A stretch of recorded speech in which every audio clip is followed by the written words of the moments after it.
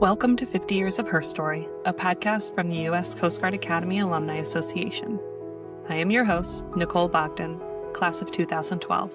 This series honors the women who have helped shape the Coast Guard Academy over the past 50 years, the pioneers who opened doors, the leaders who pushed for change, and the voices who continue to shape the future of the service. In this episode, I am joined by Patti Tutalo, Coast Guard Academy class of 2000. Patti's path to the Academy began with a major obstacle, a serious bicycle accident just 2 months before reporting to the Naval Academy Prep School. But her story is one of far more than survival. It is a story of purpose, courage, and showing up for others. From her time as a cadet to her Coast Guard career and the work she continues today, Patti has been guided by a deep commitment to advocacy, empathy, and creating space for others to thrive. This is Patti's Her Story. Hi, Patti. Hi. Welcome to 50 Years of Her Story, and thank you so much for being here with us today. I quickly just wanted to ask before we get started if you could give us a background of a little bit of your Coast Guard time and where you are currently today. Yeah. Well, thanks for having me. This is an honor to be a part of this.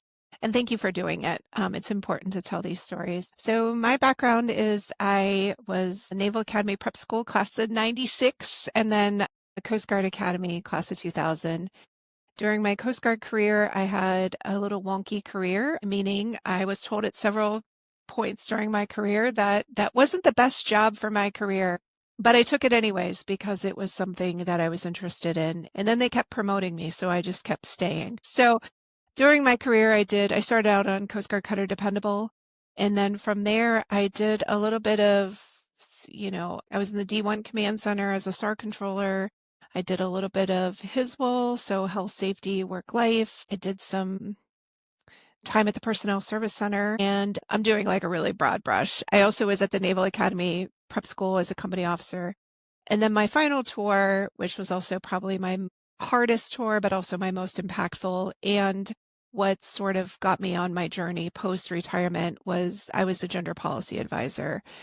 And during that time, I really went into it trying to have impact and make a difference for not only women, but everyone in the Coast Guard. So it was a really frustrating, really hard tour, but we got some really cool stuff done, including the Women's Retention Study done by RAND Corporation, completed by RAND.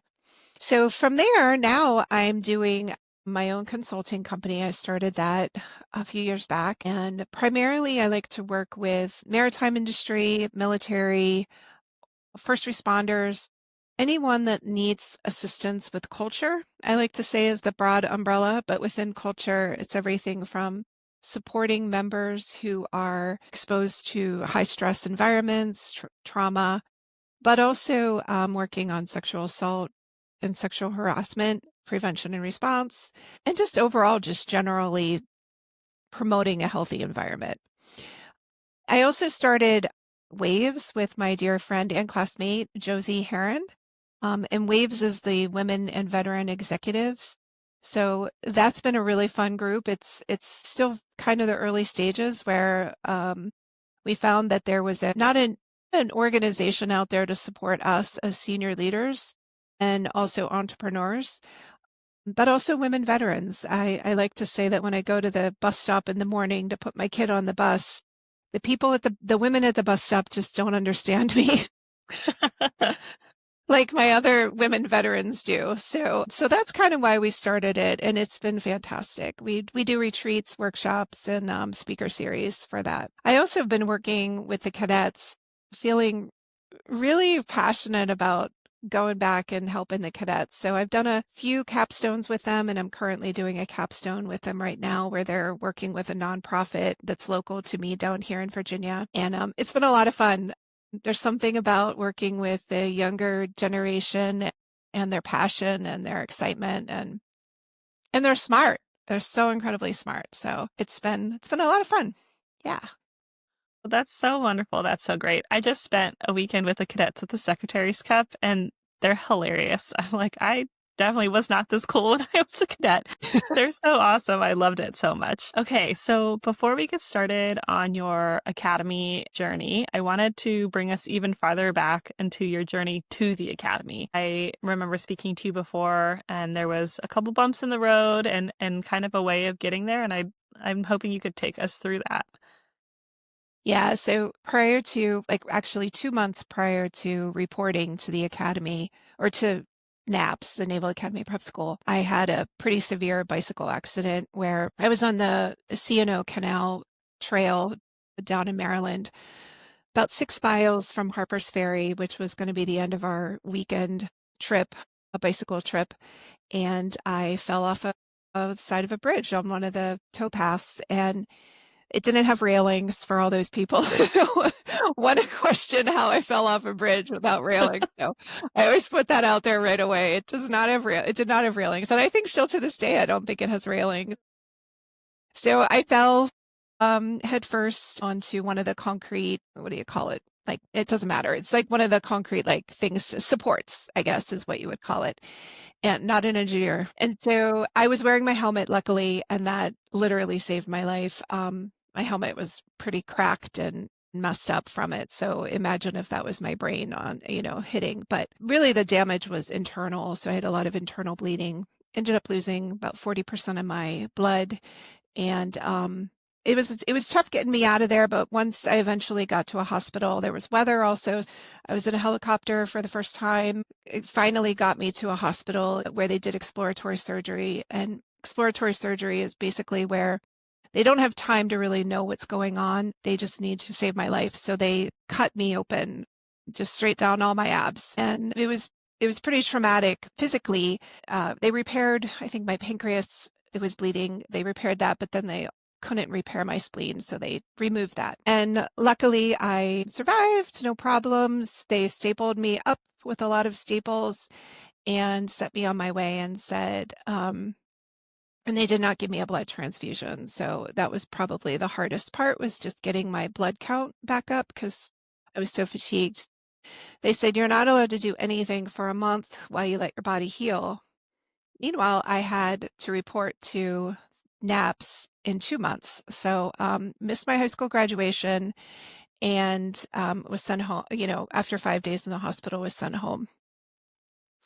Well, during that time when I was home, my mom got a call from my very stressed out mom who thought that I was going to die, a few weeks prior, gets a call from some chief, lovely chief from the Coast Guard, who said that they lost my Doppler physical, essentially.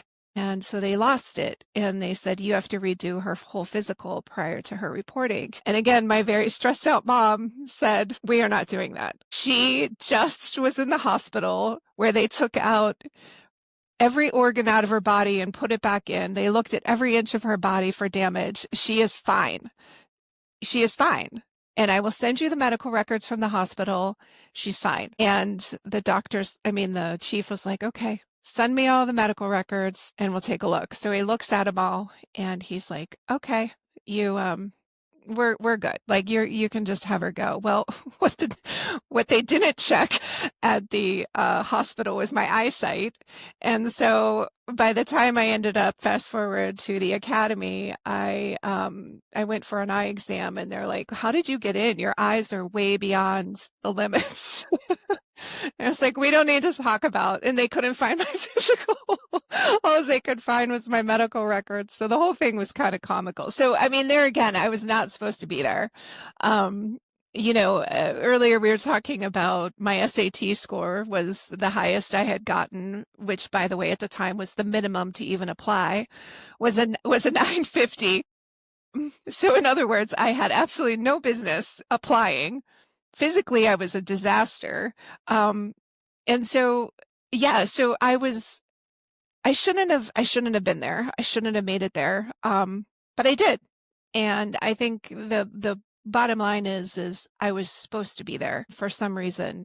It was very hard because my abs were so obviously so weak because they had just been sliced up. So it was really, really difficult for me. And I also had a lot of used my hand to break my fall. So I had a lot of still healing still to be done because of the deep, deep wound from my one hand. So even push-ups were like painful for me. But I remember, and I was a pretty good athlete. I played basketball. I bicycled a lot. And it was pretty hard to be that down and be that person that was just getting the 66 sit-ups and, when the minimum is 65.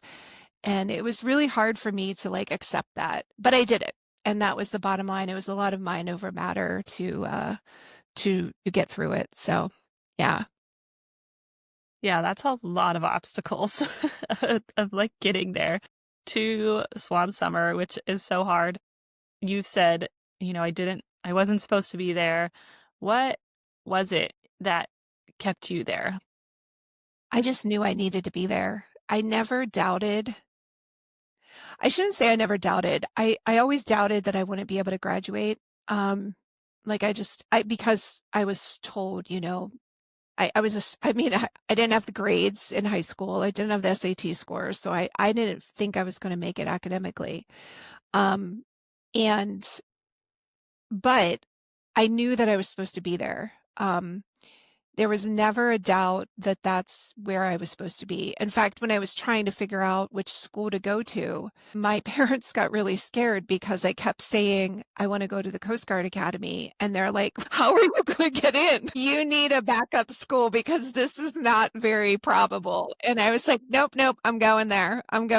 And every school I visited, I'm like, they're boring.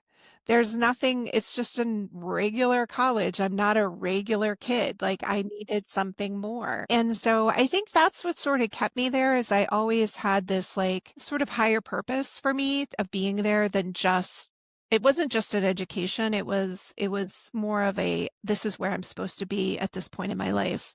So, and I think my bicycle accident did have a lot to do with that too, because that was a very spiritual experience for me from the perspective of I shouldn't have done as well as I did after that, like physically. I shouldn't have. It was just very like you were given a second chance. What are you going to do with it?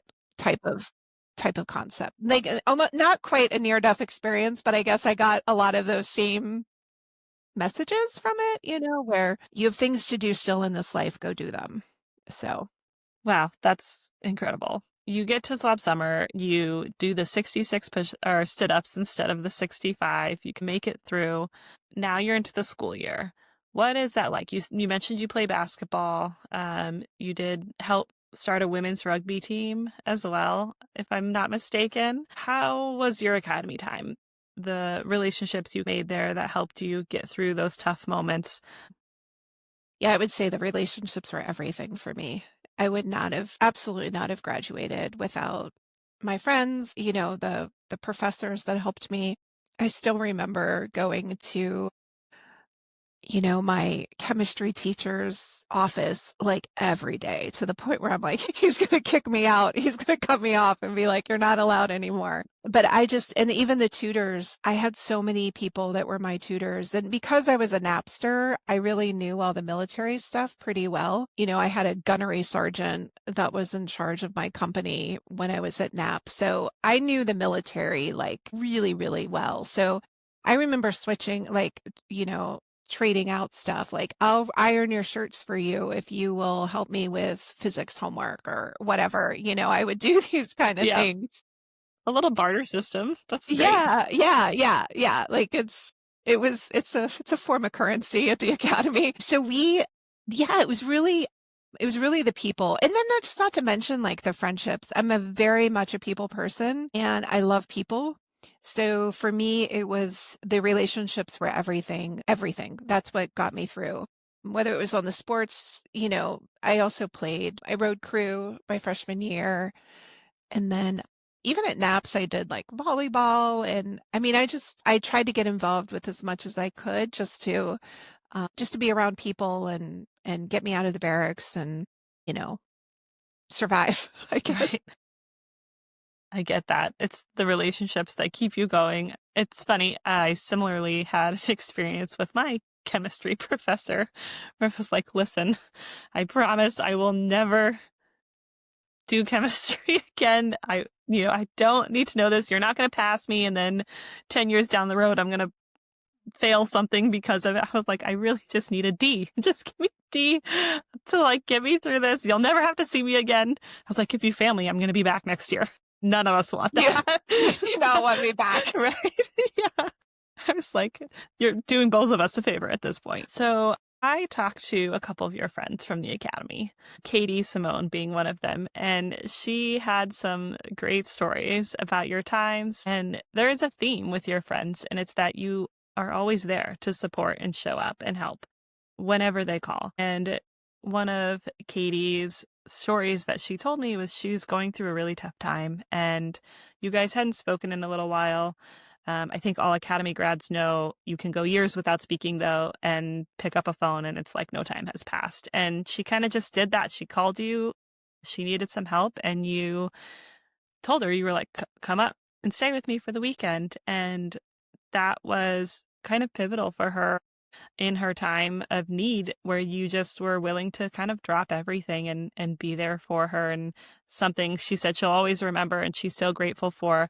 But when your closest friends describe you as showing up as a theme of who you are, where does that instinct to care for people come from? Where does that come from, to just be that person that people can call? That's interesting. I never thought about where it comes from. I don't know. It's just a part of who I am, I guess. I have a real hard time seeing people in pain. I am pretty empathic, so I feel a lot of people's pain. And also people talk to me. They'll tell me a lot. My kids actually joke. They're like, Mom, can we just go to the grocery store without the cashier telling you about their latest medical issue? And I'm like, sorry, guys. So I don't know. It's just kind of who I am. I do care deeply for all people, and I feel pain of people, whether it's emotional, physical, or whatever. I have felt it. I do feel it. And so, but then I also have, I guess, the side of me that just, if I see, it's funny, this has been a part of my life for as long as I can remember, but I never really identified it till recently. I was talking to another woman veteran, and she identified it for me. She said, you have such a need for justice. And I never knew that was a thing for me, but it really is. So it's a combination of feeling the pain, but also wanting to fix the system that is doing this to them and get justice for whatever is causing that pain or whoever is causing that pain. I want to fix that. So it's that sort of combination, I guess,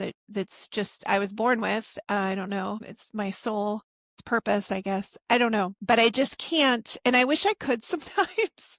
I wish I could just say, oh, it's not my problem. I don't want to think about it, or I want to deal with it. I just can't. I have to try. I at least have to try to help someone who's hurting. Yeah. Wow. I love that. Katie also told me a story that was pretty funny about a time where she said you were so scared, and she thought it was funny because she wouldn't consider you somebody that even has fear. She's like, Patty's fearless. There is no fear. She goes, except for this one time, actually. We were meeting our cutter. I think it was third class summer or something like that. And you were being flown out in a helicopter. And the mechanic was giving their brief, and they were explaining the safety procedures. And then he says, when we crash, this is what we're going to do. And you heard that and took that. And you were like, when we crash. He said, when we're going to crash, we're going to crash. And I guess that was maybe one of the only times Katie had seen you very scared. And she wanted to know, what scares you? What are some of your biggest fears? Because she doesn't see you as somebody who is fearful. You're the first one to speak up for somebody. You have no problem standing in front of a room full of people or in the wardroom giving announcements as a cadet. But she is wondering, what scares you? Can we back up just a second about that story? Because I want to tell you the rest of that story. So what the full story is this is just such a typical cadet experience, right? So we were all the way in Copenhagen, Denmark. So that's where this story started. Copenhagen, Denmark on Eagle, right? they say, all right, you guys are going to go meet. There were 6 of us girl cadets.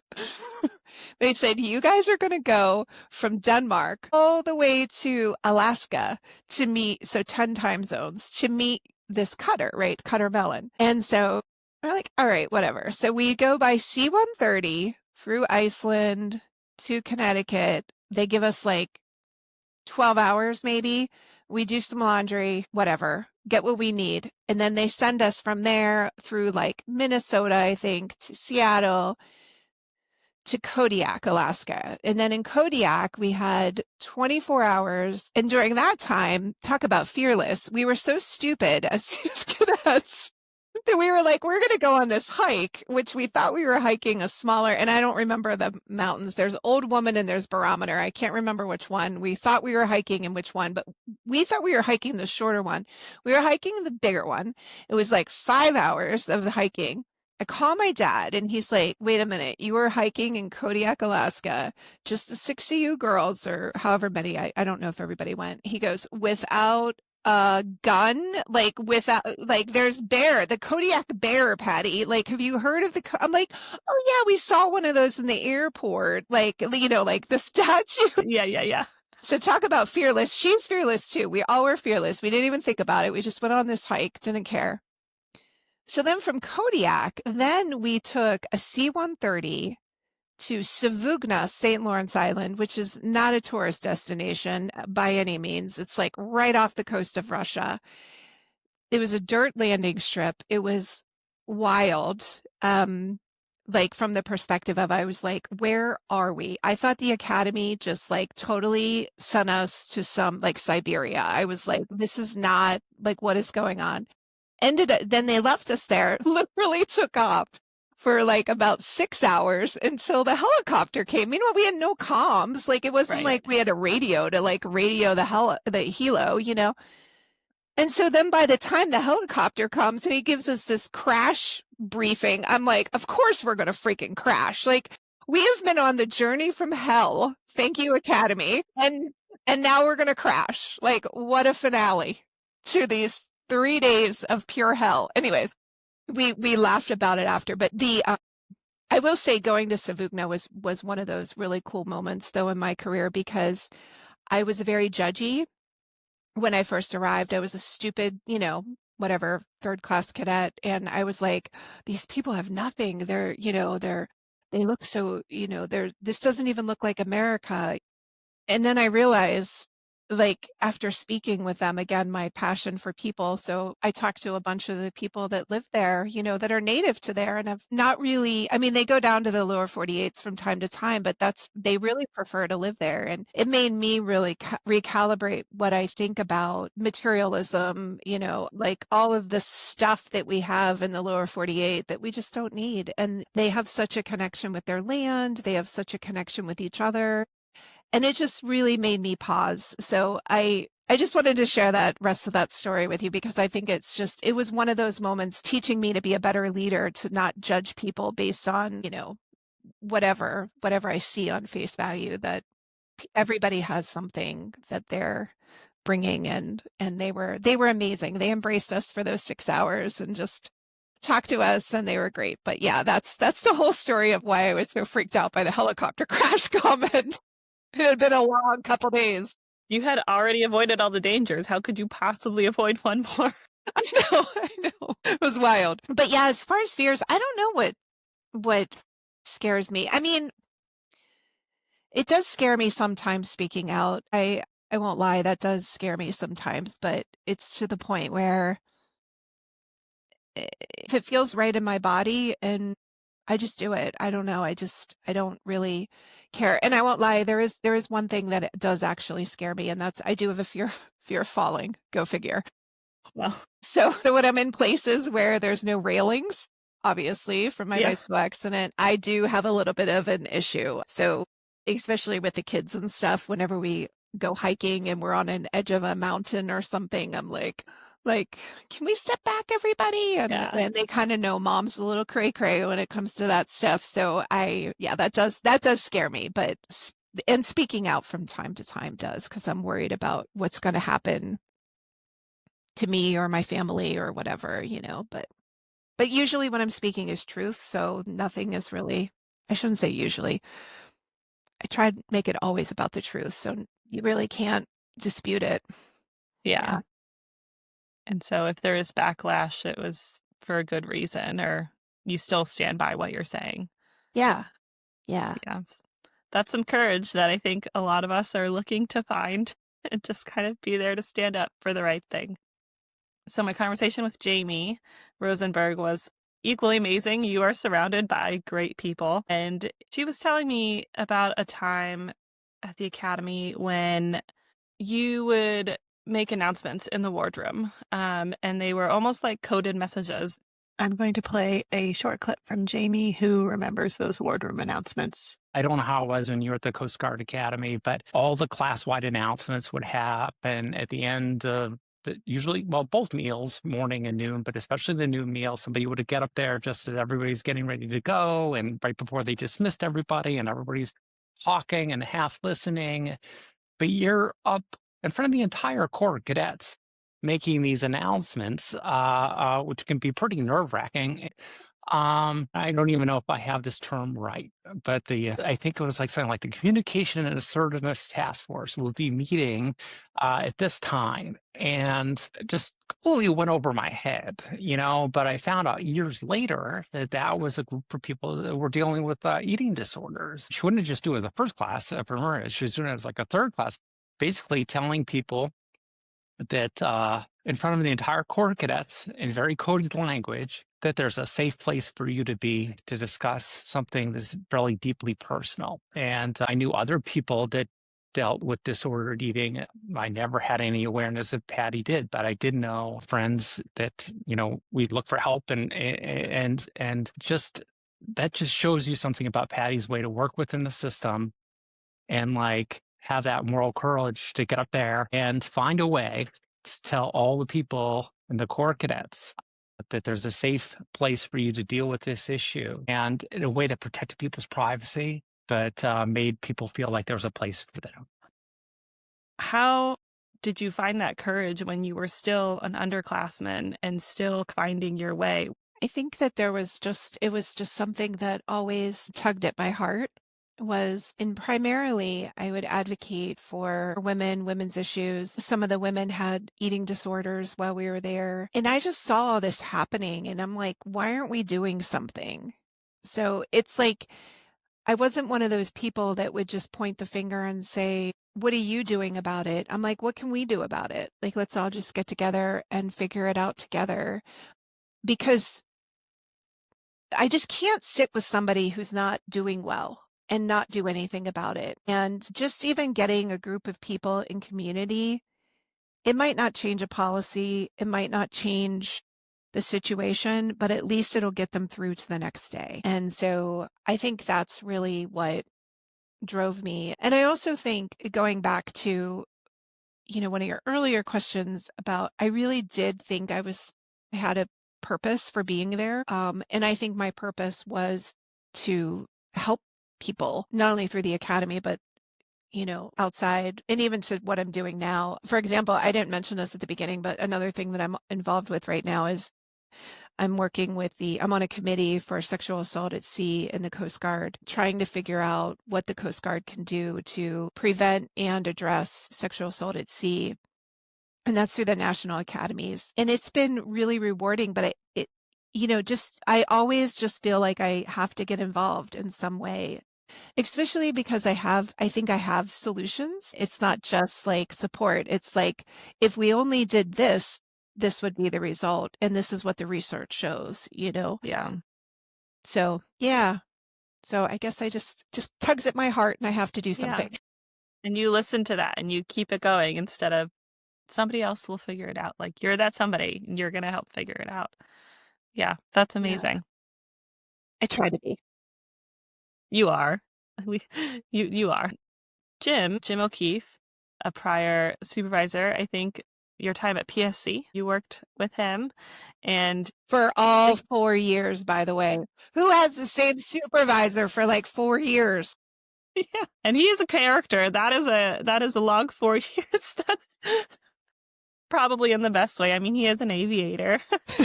I'm just kidding. So he had several stories about you, and I wish I had time to tell them all. But my favorite one that he told me was about a gift you gave him at your retirement. He was a speaker at your retirement, and you gave him, he said, a book with all the stories he had told throughout those 4 years, 70 plus stories, but you had given him a book with those stories listed as chapters to a book that he should write. That's like one of the best gifts. Like, how amazing is that gift to give somebody who's like, you have great stories, you should write a book. Here, I outlined it for you already. That's amazing. And he said that was one of the ways that really kind of exemplified and showed your ability to mentor not just the people who worked for you or with you and below you, but also the people you worked for. And he said you had this innate ability to mentor up.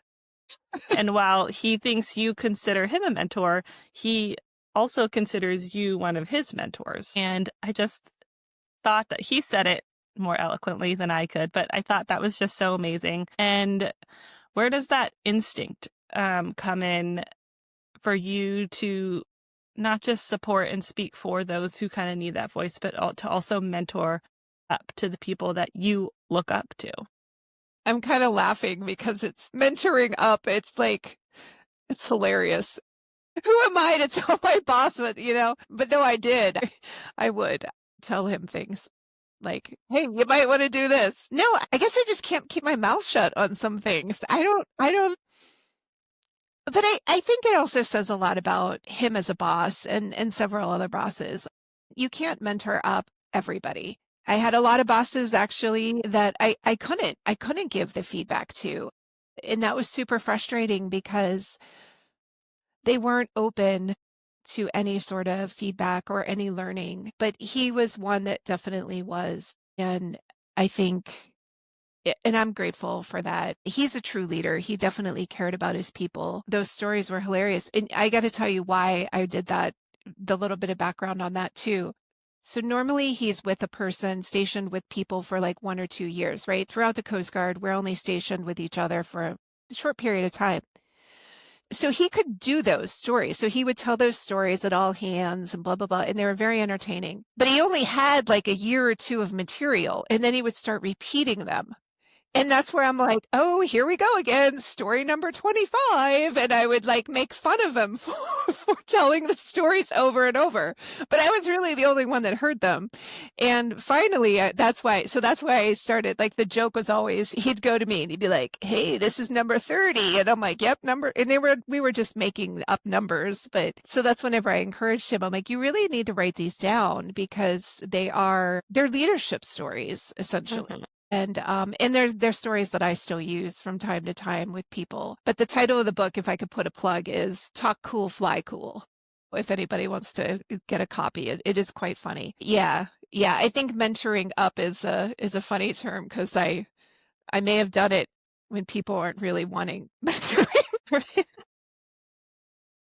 Oopsies. But that's even better, right? Like, you're still calling them out.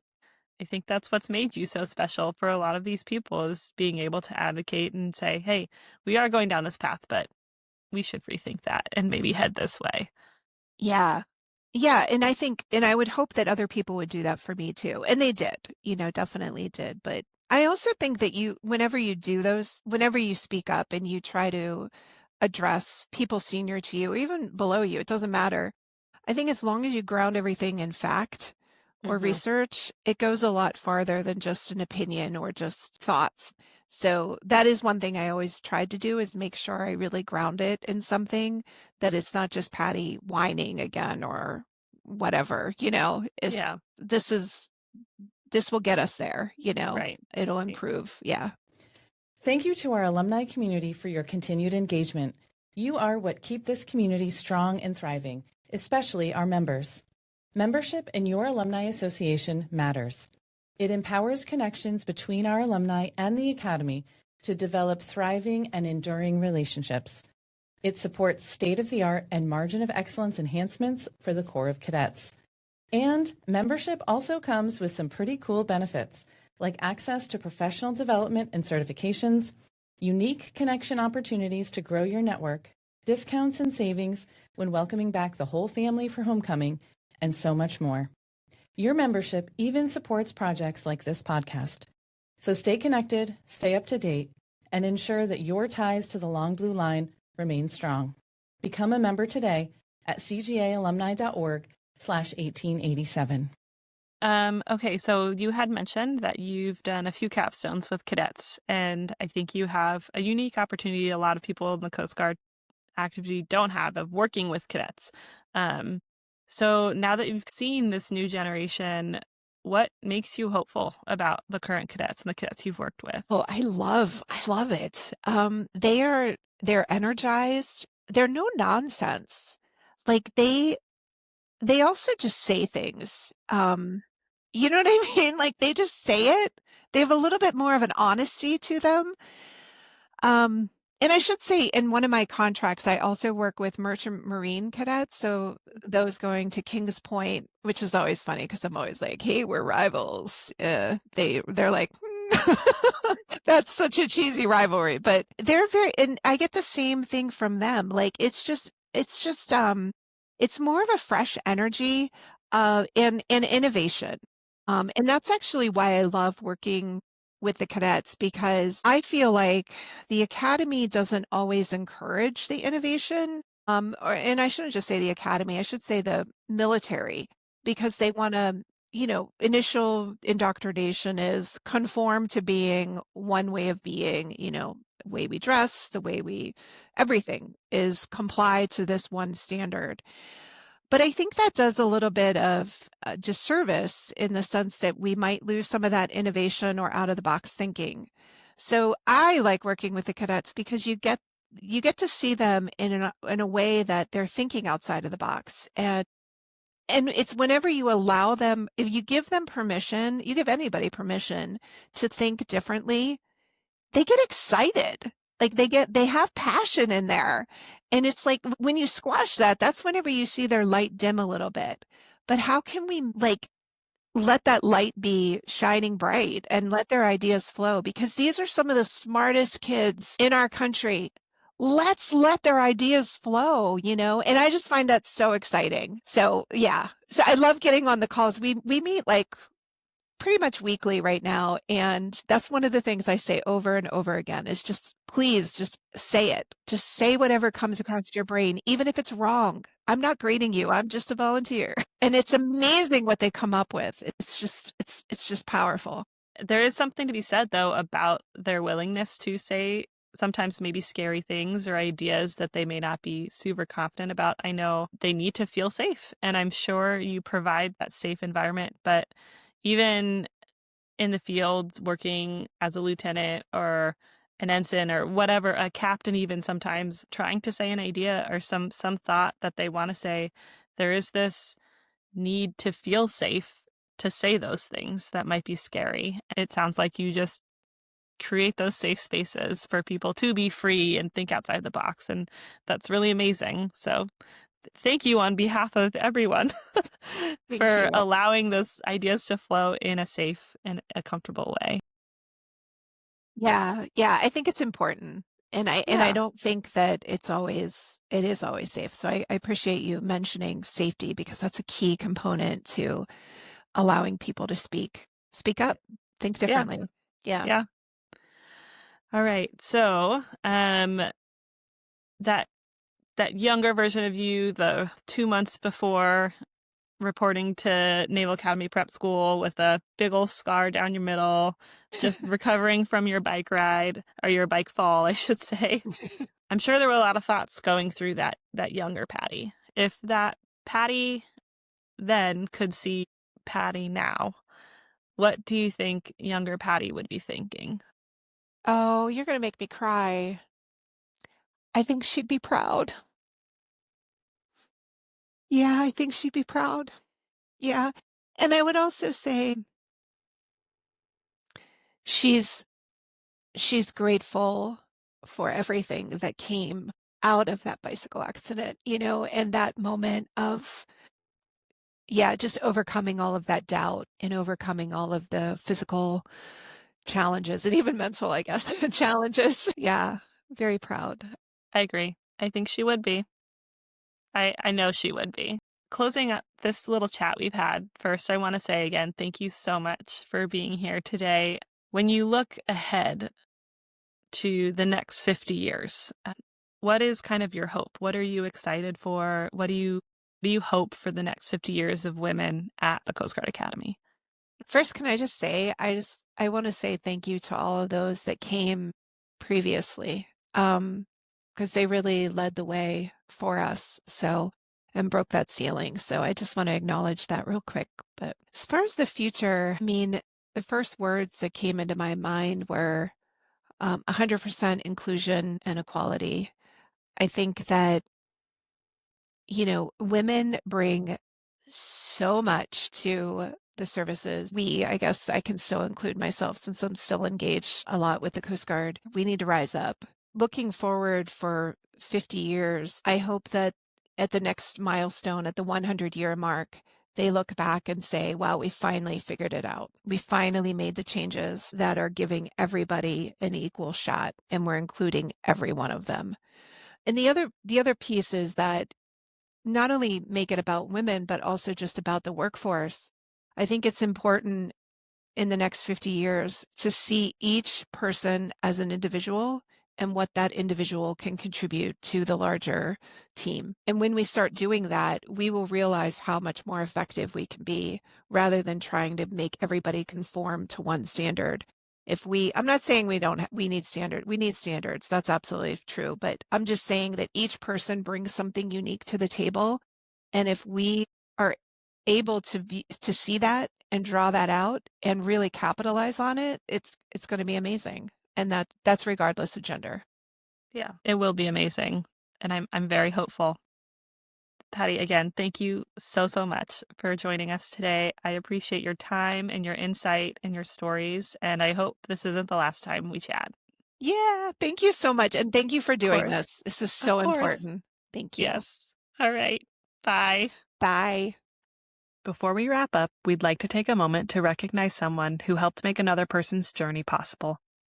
As part of 50 years of her story, we're inviting alumni to share a moment of gratitude, a chance to thank the classmates, mentors, instructors, coaches, family members, and friends whose support made a lasting difference. Here's this episode's moment of gratitude. Amy Barabo Kokenauer from the class of 1992. And I would like to shout out Dr. Bob Newton, the director of the Glee Club and the Icebreakers. And I really want to shout him out because Doc created a safe space for us to be ourselves. I blew out my knee my swab summer. I couldn't play sports. I was labeled a no-fo ranger. I was having a really, really tough time. Nobody believed that I was actually hurt. And the only thing I could do to escape was singing and Glee Club. And on most weekends, when I was supposed to be restricted, I said I couldn't stay in the barracks because I had gigs to sing in New York City or something like that. But the friendships I made and the fact that Doc was there and just let us be ourselves, and just he and the Icebreakers are really the reason that I stayed at the academy. And did it matter? I went on to a 25-year career and retired as a captain in 2017, and that would have never happened without him. So he is my first shout out, and definitely worthy of the honor and shout out that we gave him last night. My shout out would be to Mr. and Mrs. Thill, Ty and Nancy Thill, affectionately known as Mr. and Mrs. T, who signed up to be the sponsor family for one, maybe two cadets. And I think by the time all was said and done, over the years, they probably had at least 20, if not more. And we just kept bringing more and more people over. And if they weren't dropping off just little reminders that they were thinking about us, goodie bags or whatever, they were there to pick us up in the drop of a hat and take us to their house and just let us lay all over their house and eat their food and hang out with their kids, and just, again, a place to be and be there for us. She was even the one that picked me up and took me to my knee surgery at the Naval Sub Base and then picked me up. So without them, I wouldn't have graduated. So I am full of gratitude and just wanted to say thank you. Thank you for listening to this episode of 50 Years of Her Story. Patti's story is a reminder that leadership doesn't always begin with rank or position. Sometimes it starts with something much simpler: noticing when someone is struggling, choosing to speak up, and showing up for the people around you. As we reflect on 50 years of women at the Coast Guard Academy, stories like Patti's remind us that progress isn't meant to be measured in milestones. It's measured in the people who continue to push the service forward. If you enjoyed this episode, be sure to follow 50 Years of Her Story on your favorite podcast platform and share it with someone who might enjoy these stories too. I'm Nicolle Bogden. Thank you for listening.